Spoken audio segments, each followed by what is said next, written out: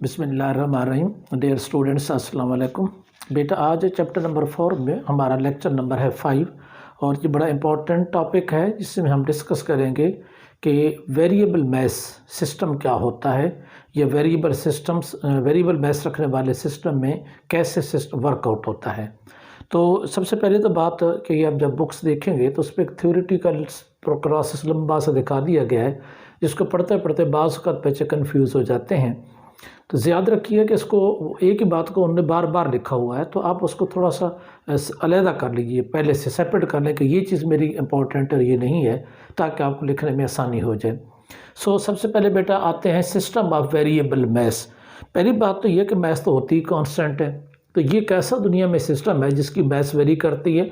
तो यस, दुनिया में कुछ सिस्टम ऐसे हैं जिनकी मैथ्स वेरी करती है, जैसा कि रॉकेट है, जब वो मूव करता है तो जल जल के वो गिरता रहता है, उसके पीस जब गिरते हैं तो रॉकेट की अपनी मैथ्स वक्त के साथ साथ कम हो रही होती है।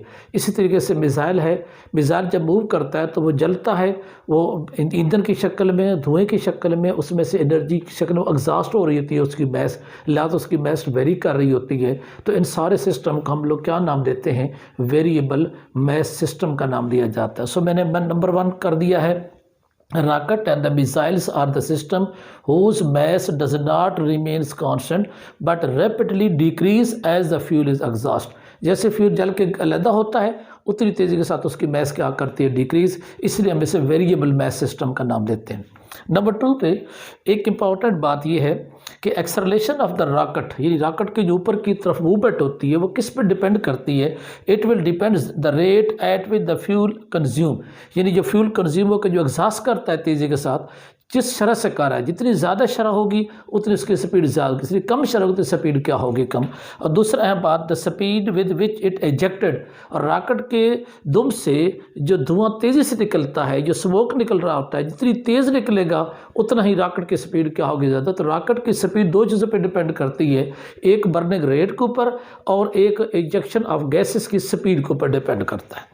नंबर 3 पे हम आते हैं, जो इंपॉर्टेंट बात है, जो थ्योरी पढ़ेंगे तो आपको कन्फ्यूजन लगेगी, मैं उसको सेपरेट करता हूँ। There are a 2 system, number 1 S and S dash. What is this? बेटा एस डैश बड़ा सिस्टम है, मीन ये मेरे पास एक रॉकेट है और इस रॉकेट को मैं क्या नाम देता हूँ? S system. ठीक, ये जब चलेगा तो धुआं निकल के इसके सराउंडिंग में जाएगा, ये जो इसके इर्द गिर्द पूरा सराउंडिंग है सारे का सारा, it is called S dash. तो अंदर रॉकेट कौन सा सिस्टम हो गया? एस, और ये इसके इर्द पूरी सराउंडिंग कौन सी होगी? S dash. इस मीन रॉकेट का जो सिस्टम एस है वो एस डैश का सब सिस्टम है। तो अब ज़रा क्लियर कर लें कि रॉकेट अकेला क्या है? एस सिस्टम है, मगर रॉकेट प्लस उसके इर्द गिर्द के जो सराउंडिंग है जिसमें धुआं निकल रहा है, यानी रॉकेट प्लस उसका सराउंडिंग, इसको मिलाएंगे तो उसका नाम क्या होगा? S dash. मैंने यहाँ मेंशन कर दिया, थोड़ा सा डायग्राम को और से देखें। ये रॉकेट है जिसकी मैस है एम और ये इधर मूव कर रहा है और इसका नाम मैंने रखा है एस।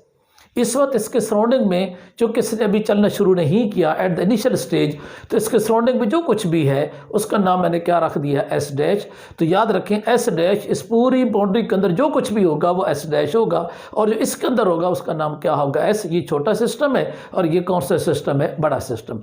यानी धुआं और स्मोक और उसका रॉकेट दोनों का इकट्ठा करें तो वो क्या बन जाता है? S dash. और अकेला रॉकेट क्या कहलाता है? एस। तो ये छोटा सिस्टम इस बड़े सिस्टम का एक सब पार्ट है। ठीक हो गया जी। अब आगे देखते हैं, एस रॉकेट और मिसाइल आर द सब सिस्टम एंड रॉकेट और missile plus surrounding, it is called big system which is denoted by S dash, which is denoted by क्या होगा? एस। आगे देखते हैं जी, नंबर 4 पे मैंने मेंशन किया है, the mass of the system S is the change but the mass of the S dash remains constant. ज़रा पॉइंट को समझिएगा बेटा। ये जो रॉकेट जब चलता है तो बढ़ने की वजह से इसकी इजेक्शन होती है, तो ज़ाहिर इसकी मैस डिक्रीज करती है, यानी सब सिस्टम की मैस क्या करती है? डिक्रीज से चेंज होती है, मगर वो मैस इसके अंदर से निकल के इस सिस्टम का हिस्सा बन जाती है।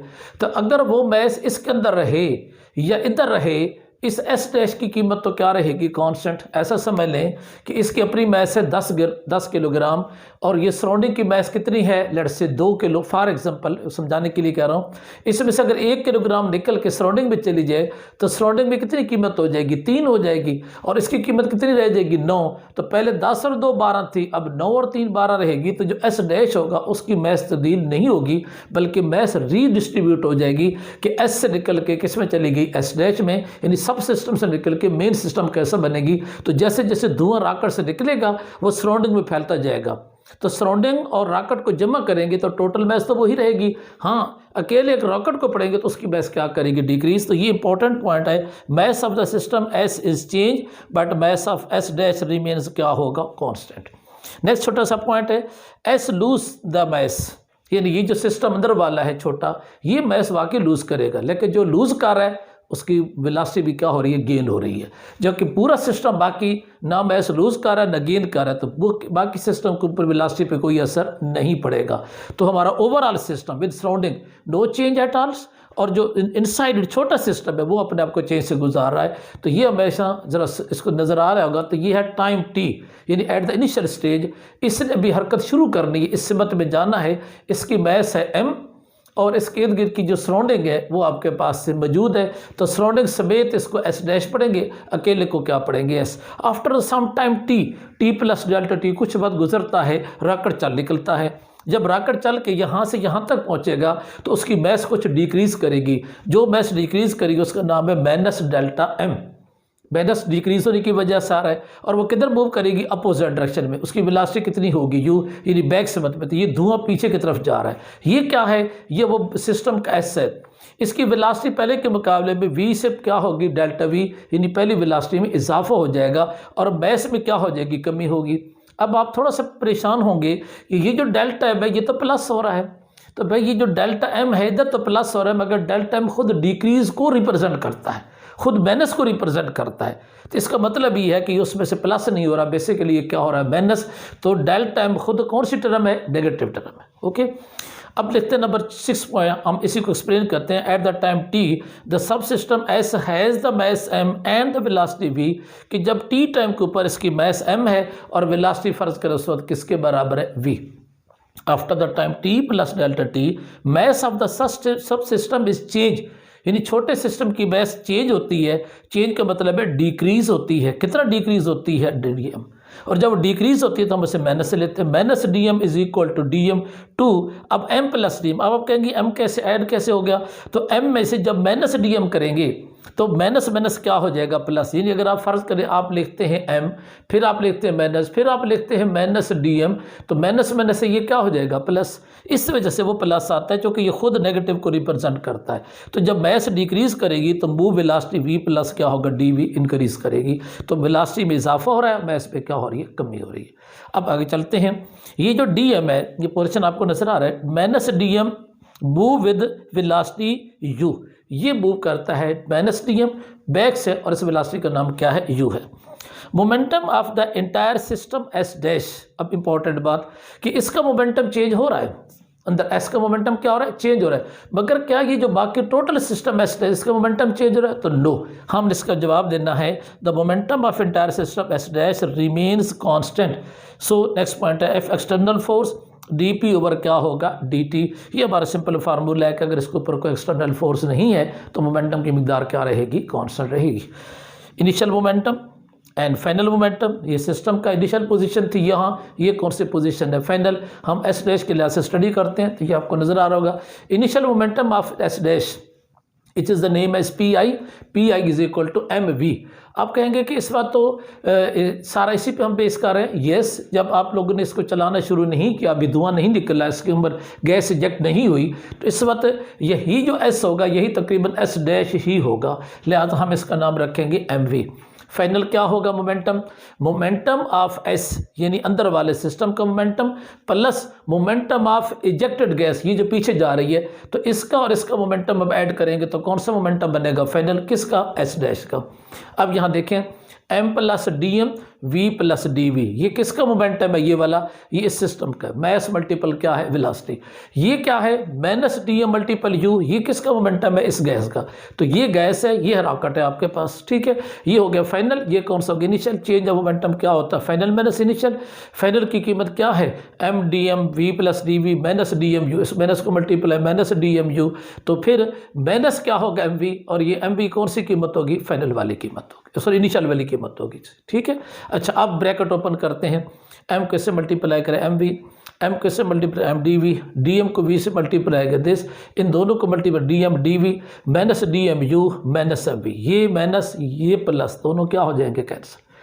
अच्छा, डी एम और डी वी है, जहाँ डेल्टा का फंक्शन आता है वो स्मॉल फैक्टर, निशारी का फैक्टर होता है। जब स्मॉल फैक्टर को मल्टीप्लाई करें वो मजीद स्मॉल हो जाता है। तो D M multiple D V is very small, so it is nearly equal to zero. It mean neglected. हम निगलेक्ट करते हैं।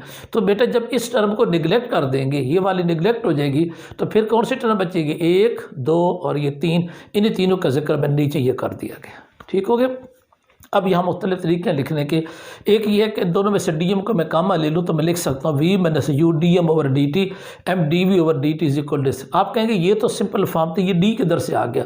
तो हमने इस इक्वेशन को rate of change of time से मुंसलिक कर लिया, तो हमने दोनों साइड पे डेरिवेटिव ले लिया। क्या ले लिया? डेरिवेटिव। तो ये फिर पड़ा जाएगा D P over D T, ये D M M D V over D T. इन दोनों में से आप वी माइनस यू करके डी एम को कम ले तो D M over D T. ये इक्वेशन नंबर क्या बन जाएगी? 1। अब हम आगे बढ़ते हैं एक नए स्टेप को। इसी इक्वेशन को दोबारा ये इसको ओपन कर दें, ब्रैकेट को खोल दें, तो डी पी ओवर क्या होगा? D T M D V over D T. यहाँ ब्रैकेट ओपन करें तो क्या होगा? V D M over D T minus U D M over क्या होगा? D T. इसी इक्वेशन की ब्रैकेट हमने ओपन कर दी। जब ये ब्रैकेट ओपन की तो इसके अंदर हम ये कह रहे हैं कि अगर m कांस्टेंट होता तो फिर तो उसका डेरिवेटिव नहीं ले सकते थे, जो कि 0 आना चाहिए था। लेकिन हम बार बार कह रहे हैं कि हमारा सिस्टम क्या है? वेरिएबल मैथ का मालिक है। लिहाजा मैंने लिखा है कि मैथ इज़ वेरिएबल। सो अगर मैथ वेरिएबल हो तो उसको भी डिफ्रेंशिएट किया जा सकता है। So D P over D T is equal to external force. तो यहाँ क्या लिखेंगे? F external force. यहाँ क्या है? M D V over D T, V D over D T. ज़रा गौर करें, यह m को छोड़ता है v का डेरिवेटिव लेता है, फिर v को छोड़ता है m का डेरिवेटिव लेता है। तो इसका मतलब m और v को अगर इकट्ठा लिखे तो लिख सकते हैं d over D T m into V. अब जो लोग मैथ के हैं वो तो फ़ौरन समझ गए होंगे इसको, जैसे u इंटू वी का फार्मूला होता है। जो बायो वाले लोग हैं वो तरह समझें बेटा, दो फैक्टर अगर इकट्ठे खड़े हों और मल्टीप्लाई हो रहे हों, जैसे m ज़रब v, तो डेरिवेटिव लेने का असूल समझें।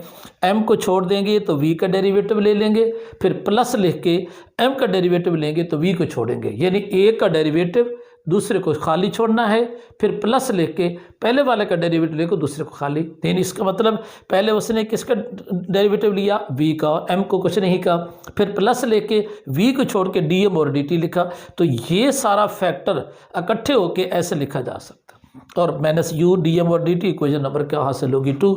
यहाँ तक हमने एक्सटर्नल फोर्स के मुताबिक इक्वेशन को रिप्रेजेंट कर दिया। अब हमने इक्वेशन 1 से दोबारा रिलेटिव इफेक्ट को स्टडी करना है। बाकी हमारा क्वेश्चन यहाँ स्टॉप हो चुका है। अब ये नया हिस्सा स्टार्ट करते हैं। यहाँ से देख सकते हैं फ्रॉम इक्वेशन नंबर 1, ये इक्वेशन नंबर 1 है, u minus v is the relative velocity of the gas to the rocket. बेटा ये जो v है ये रॉकेट से मुंसलिक है, ये जो u है ये गैस से मुंसलिक है। अगर हम रेशो ये लिखते कि relative velocity of the rocket to the gas, फिर हम लिखते v माइनस u। अब पढ़े relative velocity of the gas to the rocket, तब हम लिखेंगे u माइनस वी। यानी जिसका जिक्र पहले आएगा उसकी वेलोसिटी पहले, जिसका जिक्र बाद में आएगा उसकी वेलोसिटी बाद में, क्योंकि जो रिलेटिव नहीं। तो अब गैस को लिहाज से हम रॉकेट को स्टडी कर रहे हैं तो हमारा बनता है u माइनस वी। अगर u माइनस वी बनता है तो इक्वेशन 1 को कैसे लिख सकते हैं? जरा इक्वेशन 1 में देखिए, यहाँ तो लिखा है v माइनस u। हम क्या लिखना चाहते हैं? u minus V. तो इस टर्म में से अगर माइनस को कॉमन ले लें तो माइनस कॉमन लेने से बाहर माइनस आ जाएगी, अंदर लिखा जाएगा u माइनस वी। तब मैंने लिखा F external force m D V over D T minus, ये माइनस क्यों आई है? आप तो कहेंगे यहाँ प्लस है, तो यहाँ प्लस की जगह माइनस क्यों आ गई? तो बेटा v माइनस यू लिखें तो प्लस है, अगर u माइनस वी लिखें तो माइनस, क्योंकि मैंने माइनस इसमें से कॉमन ले ली है। तो ये बन गया v relative D M over क्या होगा? D T. और ये v रिलेटिव का मतलब क्या है? u माइनस क्या है? v है। ठीक हो गया। अब इस टर्म को एक साइड पे ले लें तो M D V over D T, इसको उधर ले जाके ऐड करें एफ एक्सटर्नल प्लस क्या होगा दिस। इट मीन ये जो फोर्स है, ये इसको जरा गौर कर, ये फोर्स बनता है M S D V over D T acceleration है, ये वो फोर्स है, it is the sum of sum external force plus this term, and जब ये मिलेंगे तो तब ये बनेगा। चलिए एक्सटर्नल तो ग्रेविटी या सम अदर इफेक्ट्स हैं, लेकिन ये क्या चीज़ है, असल चीज़ यहाँ पे ये है। तो ये बुनियादी तौर पे उस रॉकेट को धक्का देने वाली फोर्स है जो उसको पुल कर रही है, आगे धकेल रही है, इसको हम लोग थ्रस्ट का नाम देते हैं। तो सामने देखिए, velocity D M over D T is the rate at which the momentum is being transfer into the system S, यानी हम एस सिस्टम को जो मोमेंटम ट्रांसफ़र करते हैं। अब जरा इस बात को समझेंगे कि हम कह रहे हैं कि रॉकेट जो है वो तो धुआं निकाल रहा है, वो तो मोमेंटम शायद एस डेस को दे रहा है, नहीं, वो तो धुआं निकालता है, उससे मोमेंटम की तब्दीली आती है जो कि डाउनवर्ड मोमेंटम होता है। तो आपने पढ़ा था फर्स्ट ईयर के अंदर कि downward momentum is equal to upward momentum, तो जितना डाउन मोमेंटम होगा उतना क्या पैदा होगा अप। तो ये बेसिकली जो टर्म है, ये टर्म उस मोमेंटम को रिप्रेजेंट करती है जो पैदा तो डाउनवर्ड होता है, मगर ये शिफ्ट किसको होता है, अपवर्ड वाले को। लिहाजा स्टेटमेंट लिखी होगी rate at which the momentum is being transferred into the system सब सिस्टम एस, सब सिस्टम एस को तब्दीली किस में आ रही है, एस डैश में, ट्रांसफर किसको हो रहा है, एस को उधर, क्योंकि डाउनवर्ड इज इक्वल टू क्या है, अपवर्ड, और अपवर्ड कौन जा रहा है, एस जा रहा है। Okay, it is the force exerted on the S by the masses that is leaves or enter the system। एक तरफ से मैस निकल रही होती है, दूसरी तरफ से मैस जा रही होती है, मैस का लीव होना या मैस का किसी सिस्टम एंटर होना, इससे जनरेट हो रही है ये फोर्स। इस फोर्स का नाम क्या है, थ्रस्ट। इस फोर्स का नाम क्या है, थ्रस्ट। इट बिकम्स लार्ज, यानी ये फोर्स बढ़ जाती है कब, या तो इस रिलेटिव वेलोसिटी में इजाफा हो जाए या फिर डी एम और डी टी में इजाफा हो जाए। तो डी एम और डी टी का मतलब क्या है, rate of mass of the burning, और रिलेटिव वेलोसिटी का मतलब क्या है, स्पीड ऑफ इजेक्टेड गैस। तो मैंने पहला पॉइंट शुरू में क्या बताया था कि फ्यूल के बर्न करने की स्पीड या बर्न करने की शरह या गैस के निकलने की शरह के ऊपर रॉकेट की स्पीड का इन्हिसार होता है। लिहाजा यही वो थ्रस्ट है, यही वो फोर्स है। इट बिकम्स ए लार्ज, यानी ये थ्रस्ट लार्ज हो जाती है, धक्का ज़्यादा बढ़ जाएगा कब, जब हम रिलेटिव वेलोसिटी को बढ़ाएंगे, इसको बढ़ाएंगे, या फिर डी एम और डी टी यानी बर्निंग की शरह को क्या करेंगे, इंक्रीज करेंगे। तो ये था हमारा टॉपिक जो सिस्टम ऑफ क्या था, वेरिएबल मैस से मुतल्लिक था, जिसका ताल्लुक ज़्यादातर हमारे रॉकेट या मिसाइल सिस्टम के साथ होता है। इंशाल्लाह मिलेंगे नेक्स्ट लेक्चर में, उस वक्त तक के लिए अल्लाह हाफिज़।